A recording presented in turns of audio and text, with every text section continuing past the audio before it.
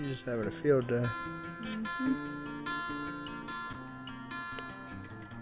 Welcome back to Stupendous Grove. I'm your host, Brooke. And Stu's behind the camera right now.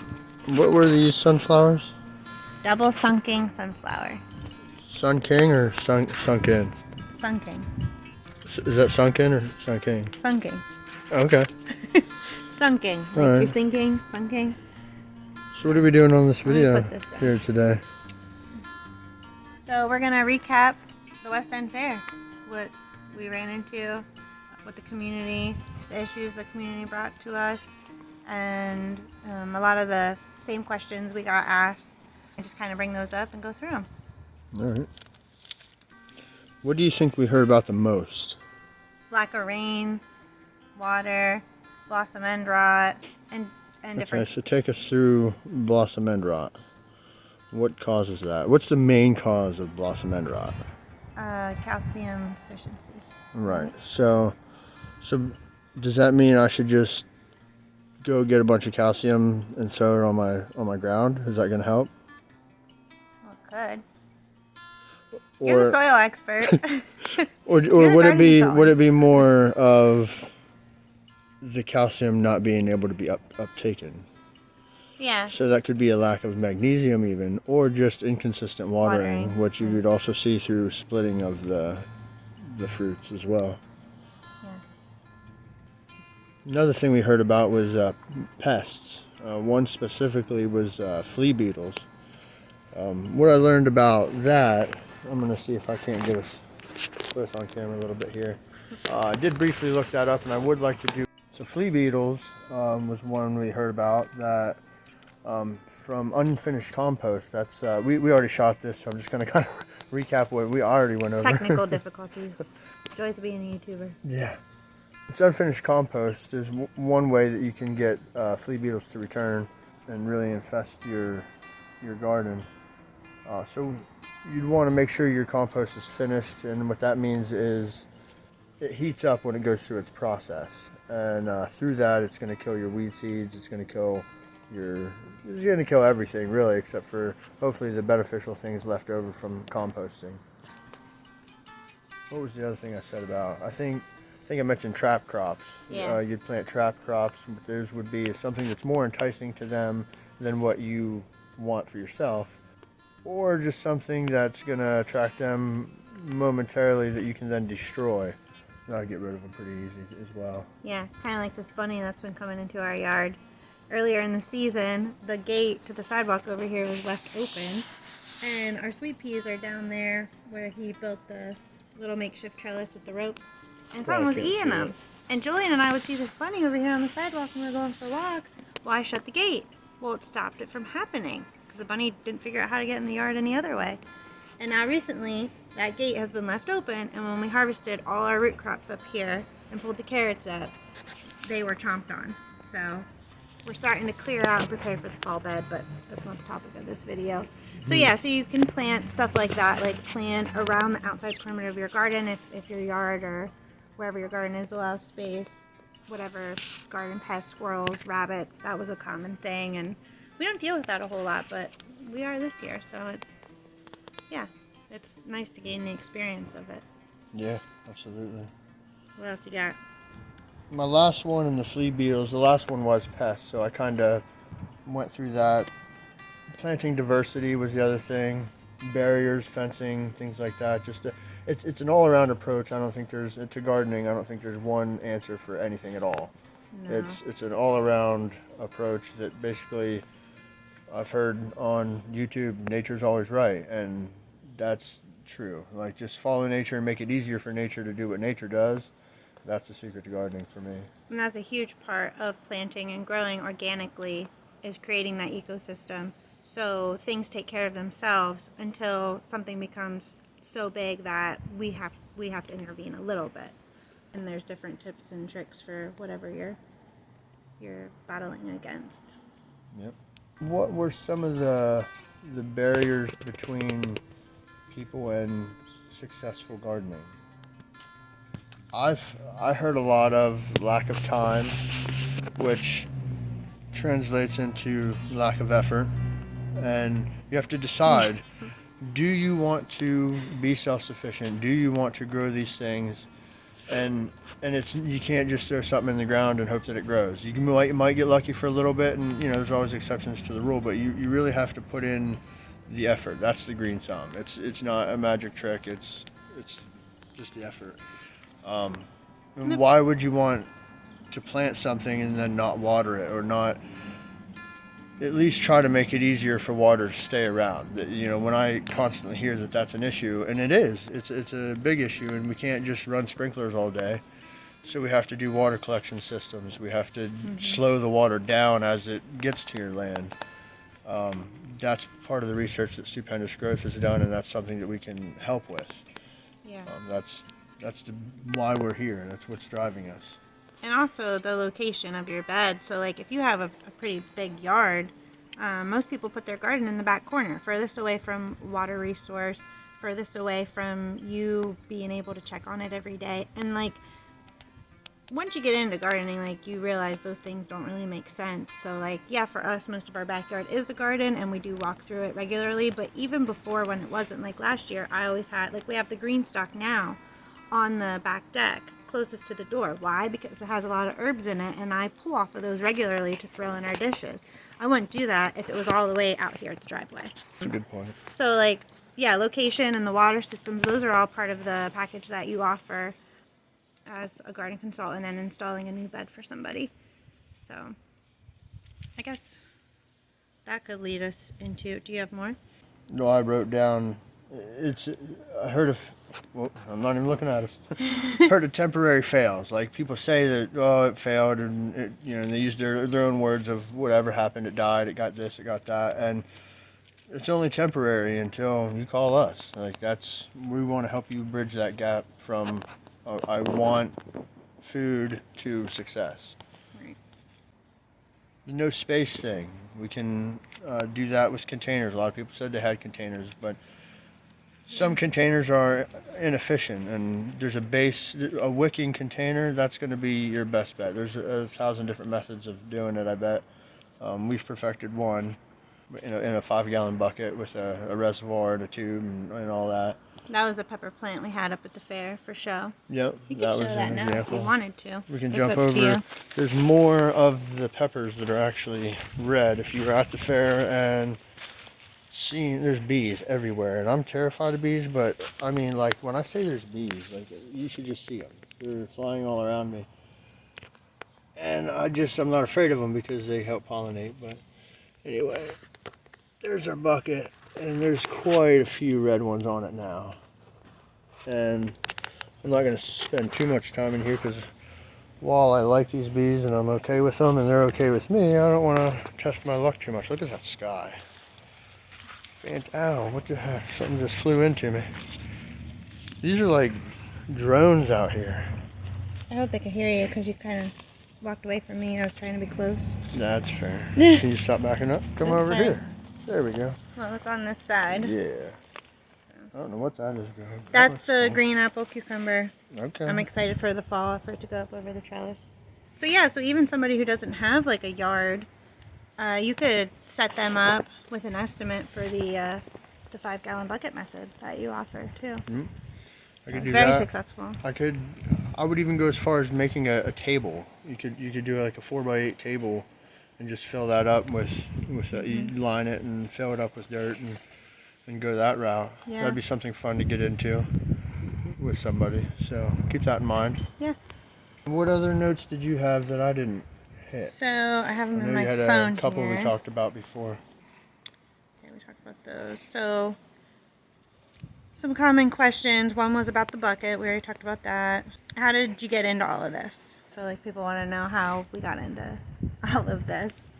Which if you're on our business page and in our Facebook group, we do kind of have our backstory laid out there in the description. Do you want me to start? You want to start?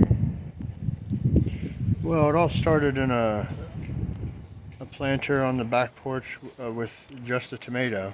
For several years. I think 2. And a hibiscus tree. The second year it reseeded itself, I think, and then we wanted to expand a little. So we got the 4x8 bed. She was real adamant about doing it. He built it for me. He said he would help me fill it, and then I don't know. Did you help me she was plant on it? her own. I didn't want Yeah. anything to do with So it. I planted it, and then we both fell in love with things growing. And then when it came time to harvest, he actually was on it. He didn't want to harvest either. It was the cucumbers. But yeah, There's so many. they were so successful. And then those Rest my tomato hand in plants, there. those cherry tomato plants, just watching them grow.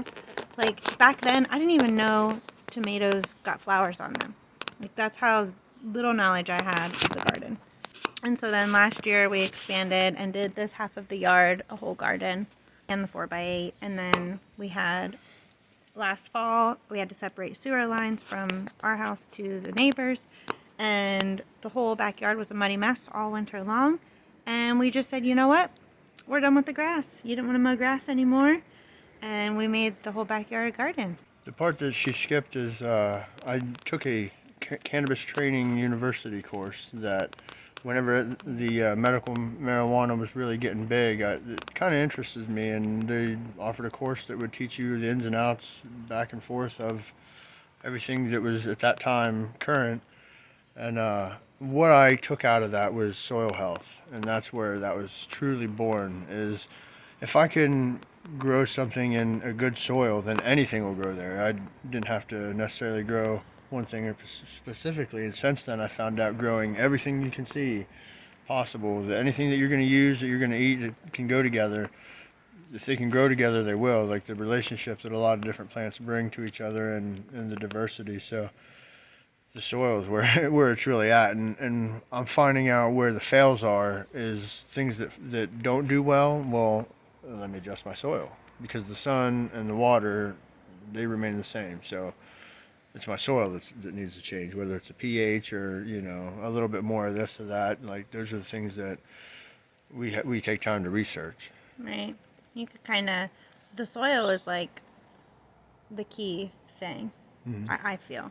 You need good soil, you need sun, you need water. And like, so if you go into describing our logo with a pot of gold, the gold is the soil, you know. And I don't know, have you gotten questions about our logo?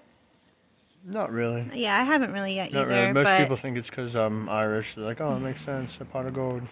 But that's just a But little I thought description of that. Yeah, I thought that would go well together. Like, There's a little the plant value, popping people put value on a pot of gold. You automatically see that, notice that as something valuable. So there's more to it. Why is there a plant growing out? Plants can't grow in gold. Well, the gold symbolizes the gold in the ground that the earthworms help provide, the different things, you know, the microorganisms that you just can't get in a water bath. Not that there's anything wrong with it, Right. a water bath, but this is the way I prefer. Yeah.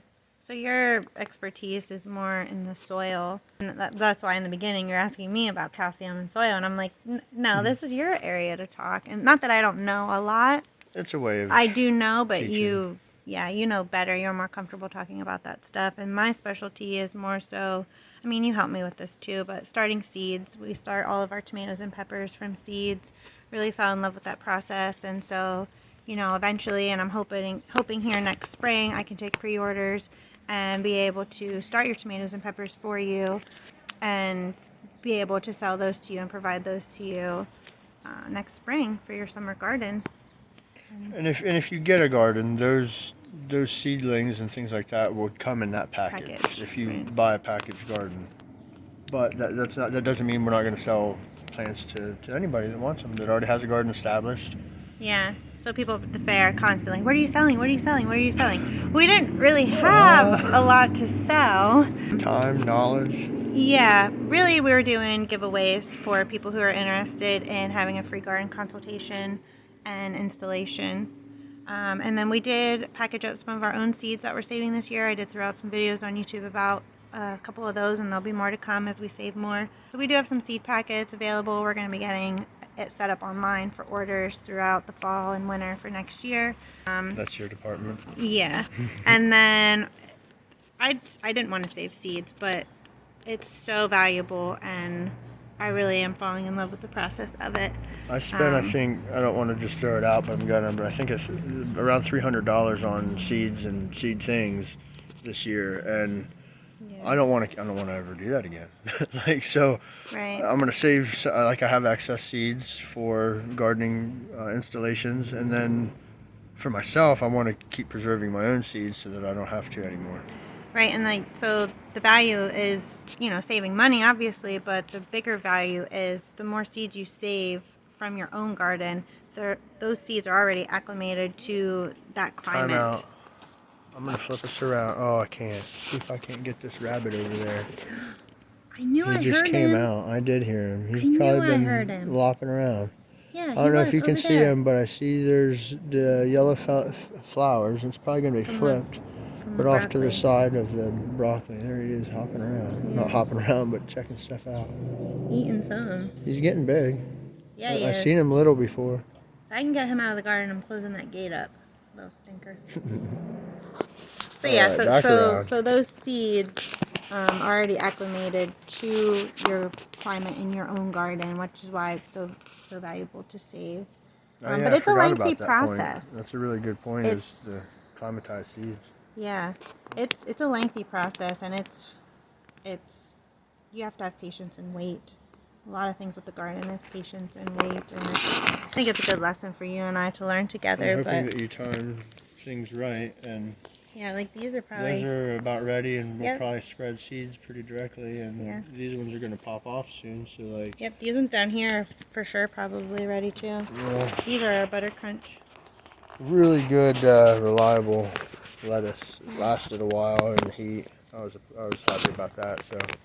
Let me just look over my notes here quick. I think we touched on everything that I had too.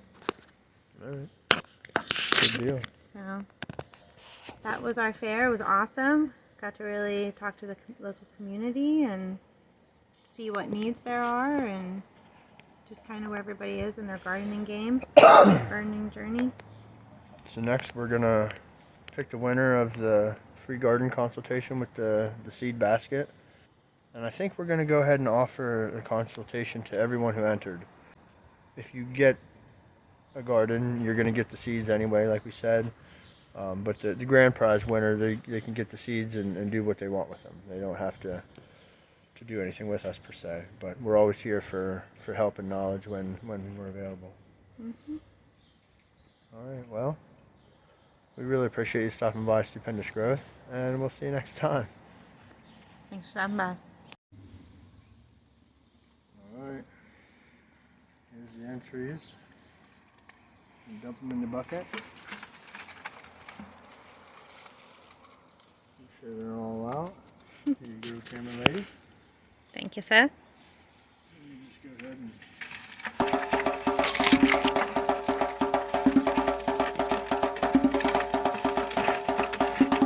mix them up in one of your buckets. All right. When? Dun dun dun. Drum roll, please. We got Michelle Lash from Middleburg. Nice. You're the winner. Congratulations, Michelle. We will get a hold of you soon. Yay. Thanks for stopping by.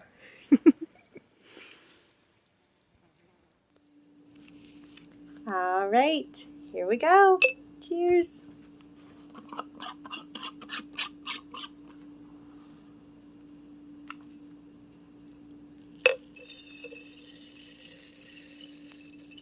Whose idea was this? Wow, that did fill that. Okay. We got one in the jar.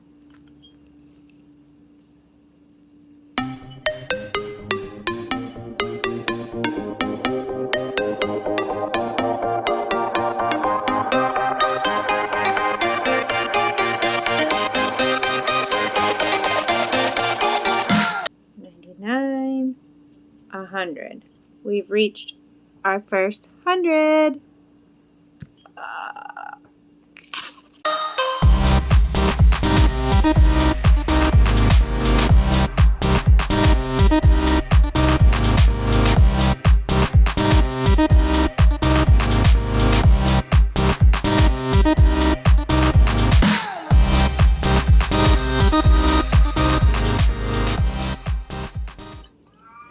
Okay, y'all, we are at 2,000, about halfway, maybe, probably a little more than halfway. Keep going. Okay, now we're at, how many? 3,000. Can you say 3? Nope, maybe next time. All right, y'all, we just got a cap full left to count. Almost there. This jar's empty. Oh, finally done. What are you playing with? All right, so this was really fun. I mean, it took a long time for me to count. A lot of the general guesses were in the thousands. Boy, would I have loved to count to the thousands because I would have been done a lot sooner. But we had guesses from, let me see. I thought the lowest was 55, but I couldn't find that slip. So I have 100 here, all the way to 10,000. And this looks like it's from a little kid that entered. That would be 130,000. Thank goodness Mama didn't have to count 130,000. So anyway, it's just really interesting to see where everybody was. So the closest to the two runner-ups were my cousin Cameron, and you had guessed 3,825. Before that, Tim from Mifflinburg had guessed 4,200. So we were getting closer there. But the winner is, and I don't know if this is the wife or the daughter or some relation to Tim, but her name is Gabriella from Mifflinburg. Congratulations. You guessed 3,640. And the actual amount in here that I got, according to my counting and calculation, is 3,425. So, yay!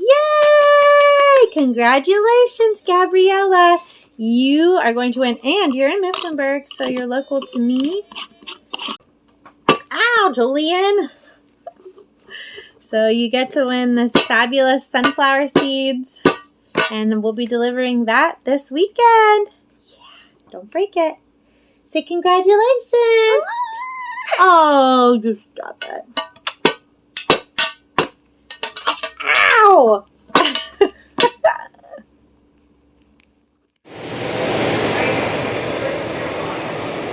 Well, this has been Stupendous Growth at the West End Fair. Thank everybody for stopping by. Hopefully you learned a little bit if you asked questions, and we've learned a couple things ourselves. And we have some projects we have to look forward to. Some research to do. People that ask us some questions that we don't know all the answers, but research is the key and it's something we're good at. So, anything to add, Dave? Thanks so much. Stupendous Growth.